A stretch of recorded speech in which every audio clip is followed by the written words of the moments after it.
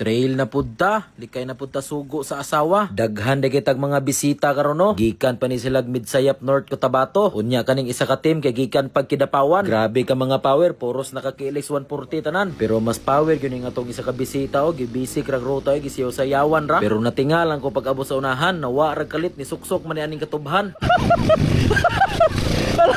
Nagpuyo gud siya das kilid, hinuktok gud siya kadyot. Pag abot sa unahan nilubag na pud siya maayo, tuara gipalupad. Grabe ning tawhana palubagon, way luoy-luoy. Ni baking na gud ang ihang motor pag abot sa babaw, murag kaulio na siguro ni. Oh, mira, lubag. Paglubag na pod niya, diha na pod siya ni suksok anang sagbutan. Ug nakanding pa na imong motor boss, murag ganina ra na nabusog. Sige ra man imong itugway anang sagbutan. Pagpuli din siyang kauban, gitugway na pod. Di gyud gansi ng motora pag uli ba, daghan ginagkumpay na kaon. May paning delivery sa Shopee o power kag helmet, murag si Robocop. No. Adal parcela, Robocop. Ug nangutana din ang ato ang bisita ni no, ug sa daw kuno teknik aning uphill. Siyempre tudloan nita nag mga tips diha. Teknik aning uphill. Sugod sa ubos. Oh, Lapdos ka. primera lapdos. Dili. Kambya kag kwarta mo imong ihapil. Oh. Latsingon din imong mayo.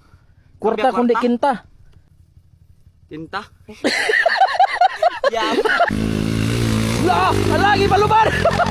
Grabe pawira tawhana gyud, hilig kig lupad-lupad. Igamitan siguro to niya kinta kay ni kamba man. Iyag yung gituman ang ako ang tambag. Pag abante dayon ni Adreo, tuara ni ungot rag kalit.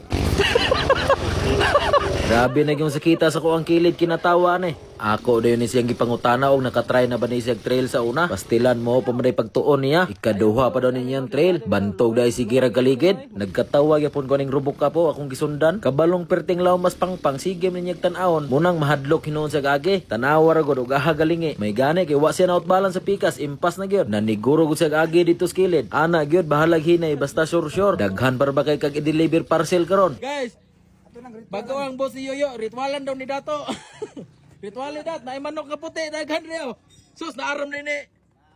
Ug kuyaw kay si Dato pag-abot na moglipunan. Hiring-hiringan ang ligid sa mga bisita kay iyahado ko nung paliton. Gipagawsan ni isa ka libo. Maunang Dato nga mo ang tawag ani kay nilibo ang kwarta ni dalon sa trail.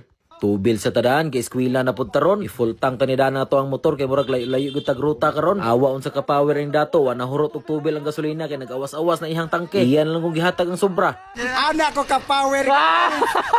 Sayo day kay naabot ang ato ang mga bisita no, alas 6 pa lang kape na ana silag balay. Abi na kog taga Midsayap ra ang mosabay sa mua. Pagkataw-taw da na poy nangabot taga Kidapawan. Luoy na gud kay gnaw si Kinkin o kauban no na kay trail sa mua. Muna kay og way lingaw sunugon man ang motor. Kay para daw na ako'y makontent. Kalasag kay LX ato imong trabaho kinoy. Diha sa kalubag anang pumpkin ihulshot ng bangos. Larga na din may pagkataw-taw sayo kay may nakalarga ni alas 8 pa kape. Diri mi sa manay ni entrada kay motuyok may paingon sa balay nilang Yuyo. Magpahapit ra daw siya. Believe ko ani amo ang mga bisita karon, grabeng mga pawira gyud. Tindog-tindugan ng uphill. Pero mas believe gyud ko atong bata nila nga kauban 14 pa edad pero perti ng pawira. Mag-ama ni sila ni bisita diri sa tuwang site. Inana iya pud ko ka power sa una katong 14 pa pud akong edad. Na ay contest kaon sa una, champion ko ato. Tingala din ko diri nga nagsigig huno si Dato, nagmanyam na ang ihang motor. Pag huno po din sa mong kauban na daos-os ang ihang motor. Nadamay pa gyud ang nasa likod. Digiyas mo kay na diha kay lutaw kay ang mga bato.